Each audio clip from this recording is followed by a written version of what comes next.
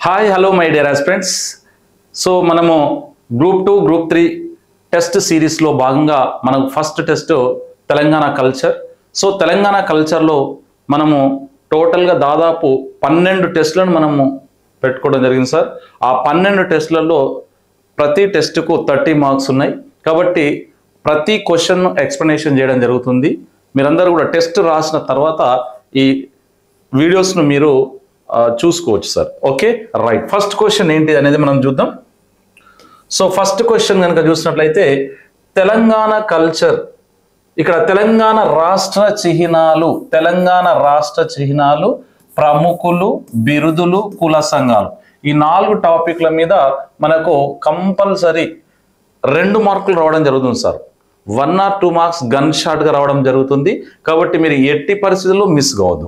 Okay right. First question కనుక చూసినట్లయితే మనకు జతపరచుము, మ్యాచ్ ద ఫాలోయింగ్ అన్నాడు, మ్యాచ్ ద ఫాలోయింగ్ అన్నాడు సార్.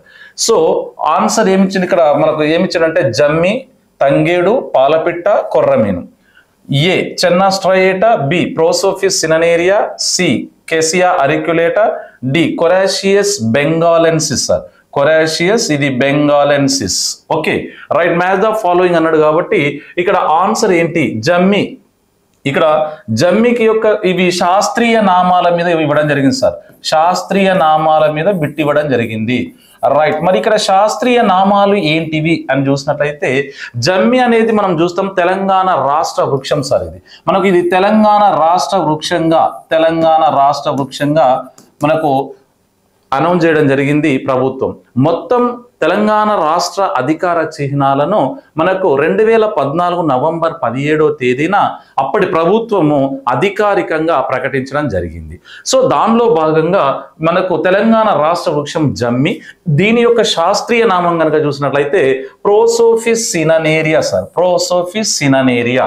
రైట్. మరి ఇక్కడ జమ్మి కనుక చూసినట్లయితే మన ప్రజా జీవితంలో ఒక అంతర్భాగంగా ఉండడం జరుగుతుంది జమ్మి ఆకు. ఈ జమ్మికి చేసే పూజని ఏమని పిలుస్తాం మనము, శమీ పూజ అంటాం. ఈ శమీ పూజ ఏ రోజున చేయడం జరుగుతుంది అంటే దసరా పండుగ రోజున శమీ పూజ చేయడం జరుగుతుంది అన్నమాట. ఓకే మరి ఇక్కడ జమ్మి యొక్క శాస్త్రీయ నామం ప్రోసోఫిస్ సిననేరియా. రైట్. తంగేడు. నెక్స్ట్ తంగేడు కనుక చూసినట్లయితే మరి ఇక్కడ తంగేడు అనేది, ఈ తంగేడు పువ్వు అనేది మన తెలంగాణ రాష్ట్ర పుష్పం సార్. ఇది తెలంగాణ రాష్ట్ర పుష్పం. దీని యొక్క శాస్త్రీయ నామం కనుక చూసినట్లయితే కేసియా అరిక్యులేటా. దీని యొక్క శాస్త్రీయ నామం ఏంటి సార్, కేసియా అరిక్యులేటా. రైట్. మరి ఇక్కడ ఈ తంగేడు పుష్పం కనుక చూసినట్లయితే బతుకమ్మలో ప్రధానమైనటువంటి పుష్పంగా మనము చెప్పుకోవచ్చు. ఓకే మరి దీన్ని సౌభాగ్య ప్రదాయినిగా మనం చెప్పుకుంటా ఉంటాం, సౌభాగ్య ప్రదాయినిగా చెప్పుకోవడం జరుగుతుంది అన్నమాట. రైట్. నెక్స్ట్ మరి తంగేడు పుష్పాన్ని ఎందుకు తీసుకోవాల్సి వచ్చింది, వేరే పుష్పాన్ని ఎందుకు తీసుకోవడం లేదు, కారణం ఏంది అని అప్పుడు మనం అనుకున్నట్లయితే వాస్తవంగా బతుకమ్మ పండుగ కూడా ఒక శాస్త్రీయబద్ధంగా ప్రవేశపెట్టినటువంటి పండుగ ఏది అంటే బతుకమ్మ పండుగ.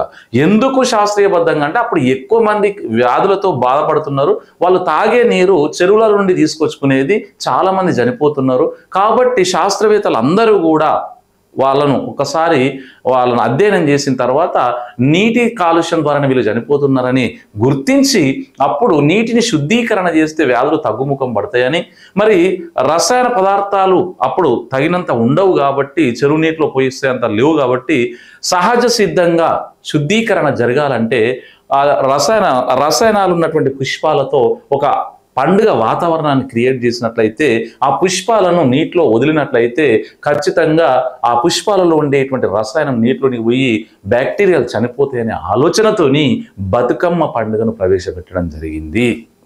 మరి ఈ బతుకమ్మ ప్రజలందరూ బతకడానికి ఉండేటువంటి పండుగే ఏంటిది, బతుకమ్మ పండుగను ఆ విధంగా ప్రవేశపెట్టడం జరిగింది అనమాట.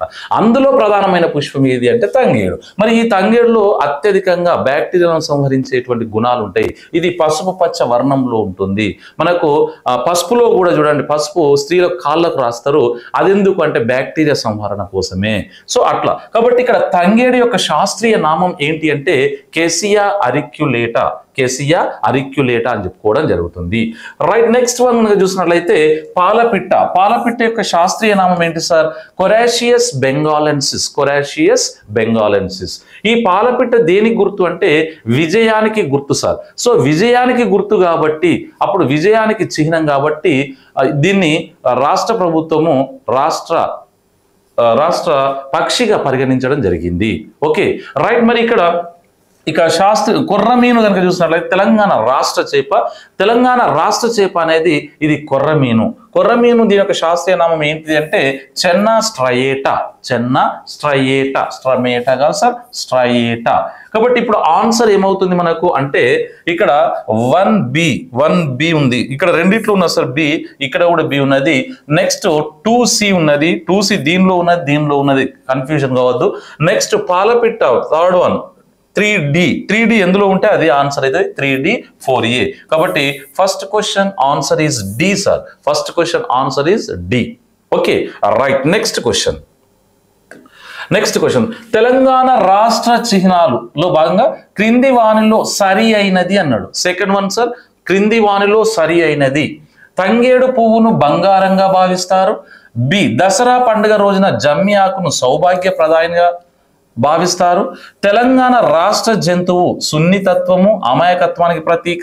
తెలంగాణ సంస్కృతికి ప్రతిరూపం జమ్మి ఆకు. రైట్, ఇందులో సరి అయినది ఏది అంటున్నాడు. మరి ఇందులో ఒకసారి సరి అయినది చూడండి సార్. తంగేడు పువ్వును బంగారంగా భావిస్తారా లేదా సౌభాగ్యప్రదాయినిగా భావిస్తారా అంటే దీన్ని బంగారంగా భావించరు, దీన్ని సౌభాగ్యప్రదాయిని. సో సౌభాగ్యము అంటే ఏంటిది? సౌభాగ్యము అంటే ఆరోగ్యంగా ఉండడము. ఆరోగ్యంగా ఉన్నప్పుడే డబ్బు వస్తుంది. కాబట్టి తంగేడు పువ్వు సౌభాగ్యప్రదాయినిగా భావించడం జరుగుతుంది. దసరా పండుగ రోజున జమ్మి ఆకును ఇక్కడ సౌభాగ్యప్రదాయినిగా పరిగణించారు సార్. దేనిగా పరిగణిస్తారు అంటే ఇది బంగారంగా భావించడం జరుగుతుంది.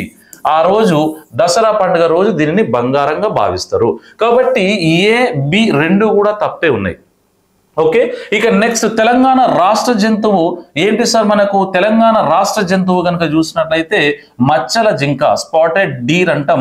ఈ మచ్చల జింక యొక్క శాస్త్రీయ నామం కనుక చూసినట్లయితే యాక్సిస్ సార్. Axis right. మరి ఇక్కడ ఈ మచ్చల జింక శాస్త్రీయ నామం యాక్సిస్ అయితే మరి మచ్చల జింకని ఎందుకు తీసుకోవాల్సి వచ్చింది? కారణం ఏంటి అంటే ఇది సున్నితత్వానికి అమాయకత్వానికి ప్రతీక.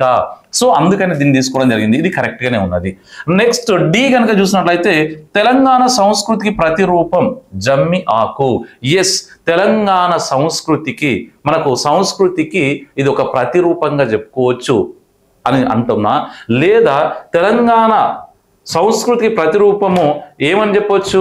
తంగేడు పువ్వు అని చెప్తామా అంటే తెలంగాణ సంస్కృతికి ప్రతిరూపం బతుకమ్మ సార్. అంటే తంగేడు పువ్వుతో పేర్చినటువంటిది ఏంటిది అంటే బతుకమ్మ. కాబట్టి ఇక్కడ జమ్మి ఆకు కాదు సార్, ఇది బతుకమ్మ. కాబట్టి ఇక్కడ మనకు మూడు తప్పుగానే ఉన్నాయి. కాబట్టి ఇక్కడ ABD ఇవి తప్పుగా ఉన్నాయి. సరి అయింది కేవలం సి మాత్రమే సార్, కేవలం సి మాత్రమే. కాబట్టి ఇక్కడ ఒకసారి చూద్దాం సార్.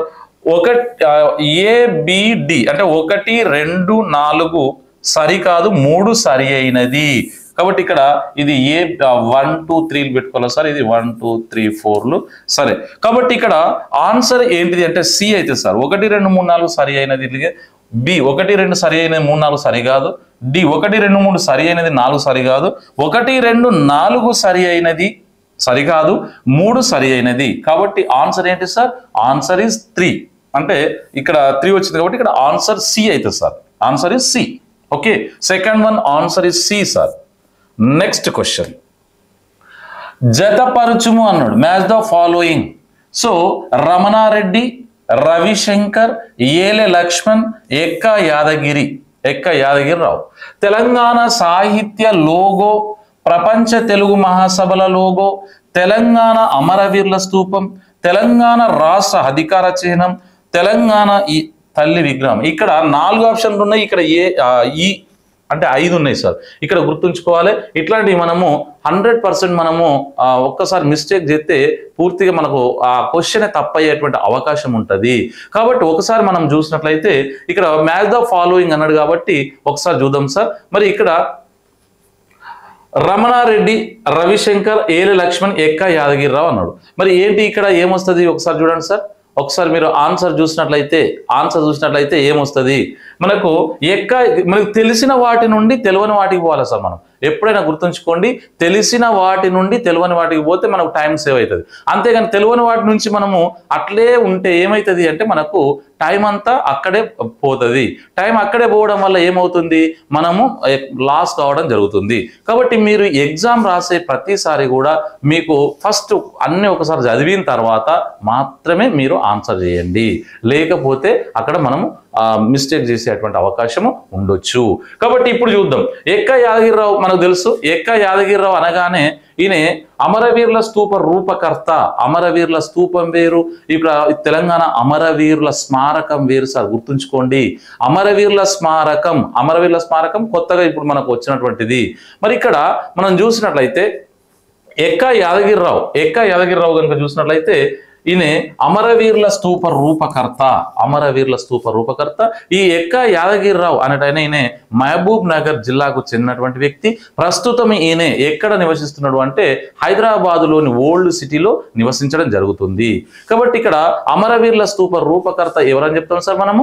ఎక్క యాదగిరిరావు అని చెప్పడం జరుగుతుంది. ఓకే, మరి ఇక్కడ రమణారెడ్డి ఇచ్చిండు ఫస్ట్. ఇక ఇది తెలిసింది కాబట్టి చూద్దాం. ఇవి 3 తెలియలేదు అనుకున్నాం. ఏల లక్ష్మణ్ కూడా మనకు తెలుసు. ఏల లక్ష్మణ్ ఎవరు? ఈయన తెలంగాణ రాష్ట్ర అధికార చిహ్నాన్ని తయారు చేసినటువంటి వ్యక్తి. కాబట్టి ఇక్కడ ఏలే లక్ష్మణ్ తెలంగాణ రాష్ట్ర అధికార చిహ్నం. సరే, ఈ 2 తెలిసినప్పటికీ ఈ 3 తెలియకపోతే మనం అక్కడే టైం వేస్ట్ చేసే అవకాశం ఉంటుంది. కాబట్టి ఇక్కడ ఏలే లక్ష్మణ్ కదిరేని గూడానికి చెందినటువంటి వ్యక్తి. ఈ ఏలే లక్ష్మణ్ ఈయన తెలంగాణ రాష్ట్ర అధికార చిహ్నాన్ని తయారు చేయడం జరిగింది. అధికార చిహ్నం గురించి ప్రత్యేకంగా మీకు మళ్ళీ క్వశ్చన్ వచ్చినప్పుడు మీకు అక్కడ క్వశ్చన్ వస్తుంది, మీకు చెప్పిస్తాం.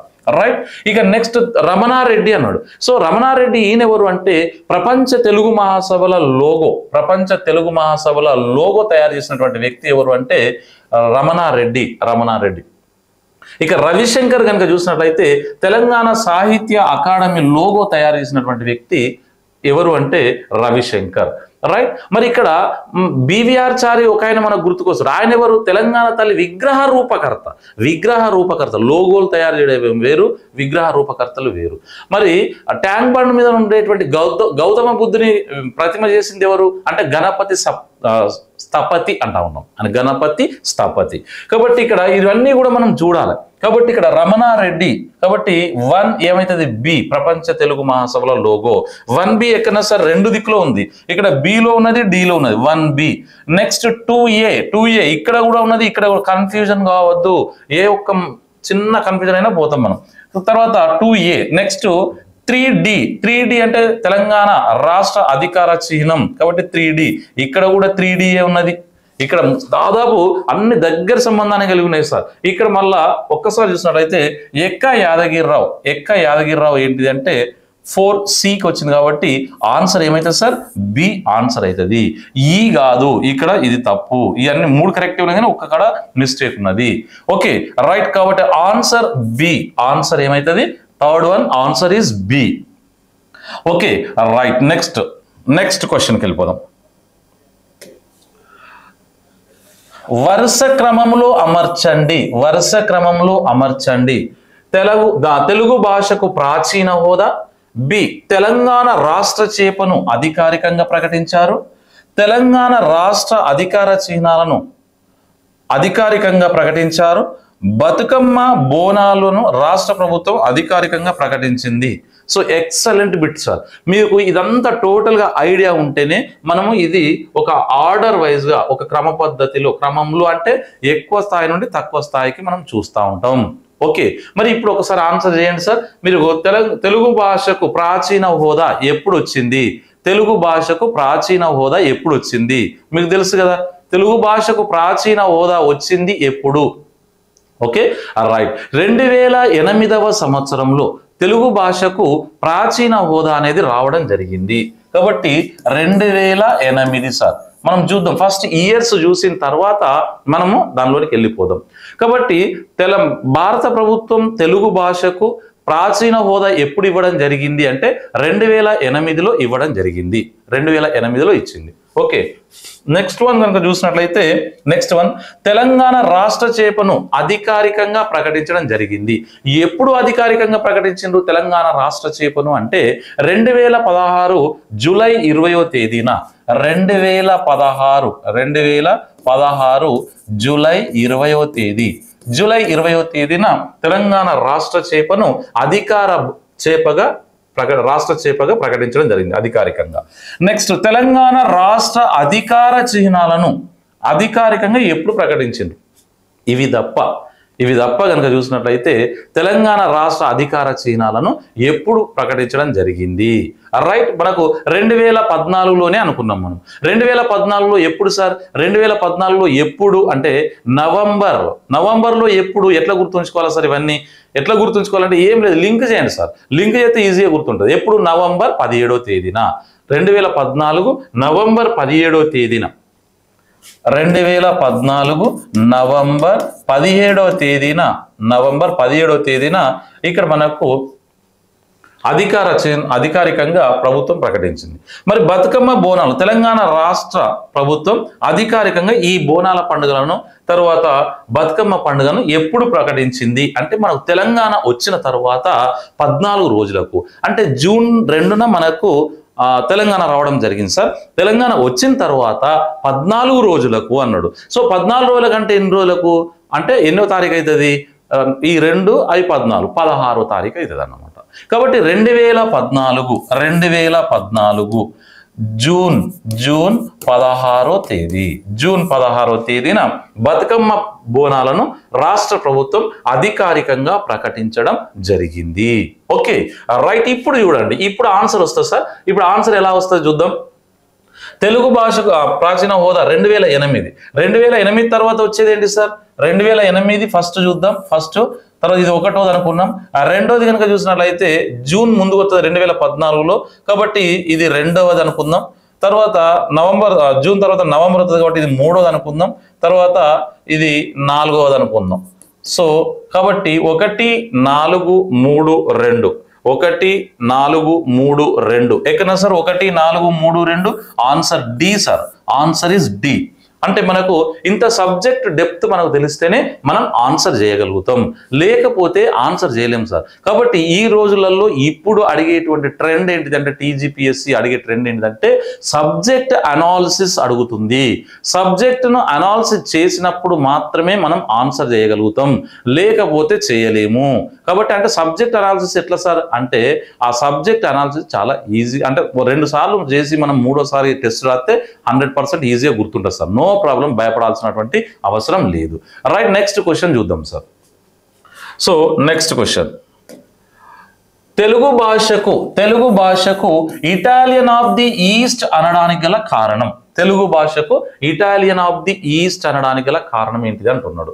So Italian of the east అని ఎందుకంటారు అని అడిగితే ఇక్కడ చెప్తున్నాడు, భారతదేశంలో తెలుగు భాషకు 15వ స్థానం వలన, తెలుగు భాషకు ప్రాచీన హోదా దక్కడం వలన, తెలుగు భాషకు ఎక్కువ పదాలు అచ్చులతో అంతమవుతాయి కాబట్ట, తెలుగు భాషలో ఎక్కువ పదాలు హల్లులతో అంతమవుతాయి కాబట్ట.